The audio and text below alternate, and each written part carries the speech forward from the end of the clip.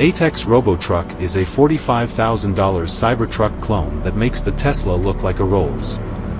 Despite some cool-looking and promising renderings, the actual prototype displayed in Los Angeles left a lot to be desired. Aitekx RoboTruck is a $45,000 Cybertruck clone that makes the Tesla look like a Rolls. By Michael Gauthier. November 16, 2023 at 19:10. Comments. Aitekx RoboTruck is a $45,000 Cybertruck clone that makes the Tesla look like a Rolls.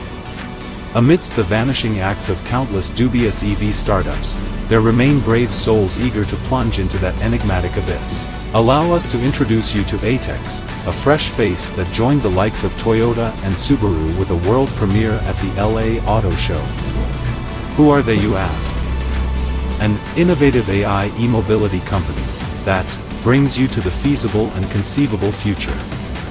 If you're not sold yet, just wait until we tell you about their AI clean energy vehicles and mobility robotics development and manufacturing with its AI-optimized productization technology.